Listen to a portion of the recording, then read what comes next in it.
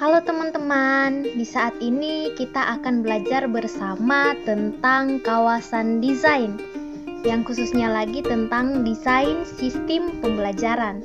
Nah, kawasan desain ini merupakan salah satu ranah dari ilmu teknologi pendidikan. Dan di dalam kawasan desain ini ada beberapa cakupan. Yang pertama, desain sistem pembelajaran, desain pesan, strategi pembelajaran, dan karakteristik pembelajar. Nah, kita akan membahas bersama tentang desain sistem pembelajaran.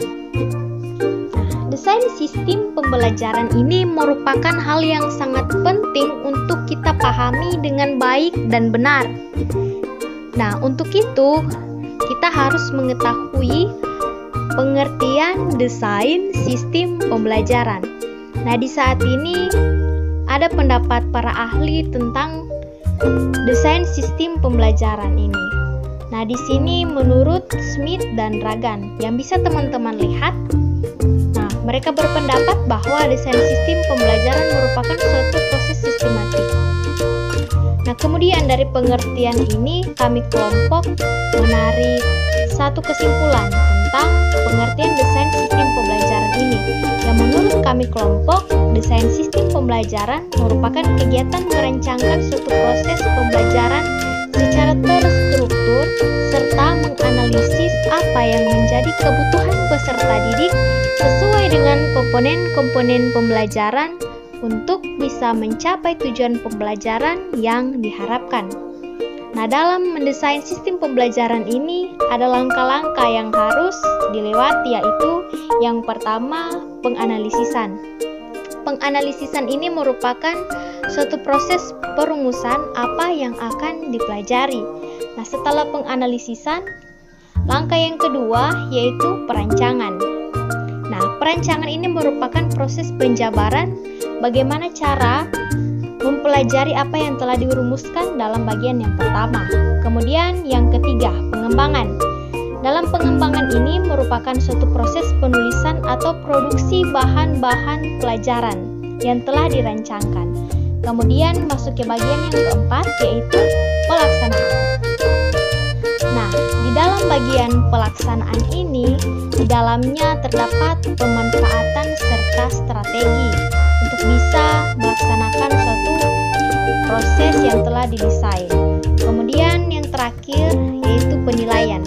Nah, penilaian ini merupakan proses penentuan ketepatan pembelajaran. Nah, jadi pada bagian penilaian ini ketepatan belajar itu ditentukan.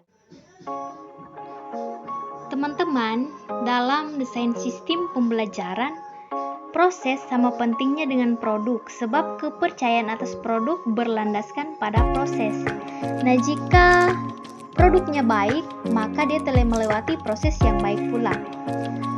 Dan sistem pembelajaran ini jika kita analogikan ke dalam sistem lain, itu seperti sebuah mobil, yang dimana meskipun sebuah pentil yang kecil sekalipun pada sebuah mobil tidak berfungsi, maka larinya mobil ini tidak akan optimal. Begitu juga dengan sistem pembelajaran. Nah, selanjutnya kita masuk dalam klasifikasi model desain sistem pembelajaran, yang di dalamnya terdapat 3. Yang pertama, model desain sistem pembelajaran yang berorientasi kelas. Nah, penggunaan model berorientasi kelas ini berdasarkan pada asumsi bahwa rangkaian kegiatan pembelajaran berlangsung di dalam kelas pada waktu-waktu pembelajaran tertentu. Kemudian bagian yang kedua, model desain sistem pembelajaran yang berorientasi pada sistem.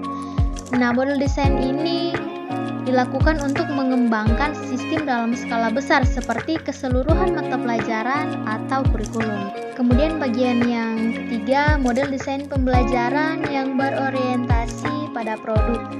Nah, model desain sistem pembelajaran yang berorientasi pada produk ini pada umumnya berdasar pada asumsi adanya program pembelajaran yang dikembangkan dalam kurun waktu tertentu.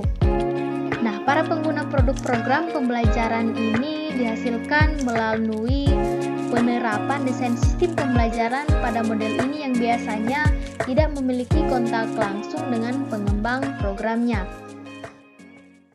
Nah, itulah penjelasan terkait dengan desain sistem pembelajaran yang sudah boleh kita bahas bersama. Terima kasih.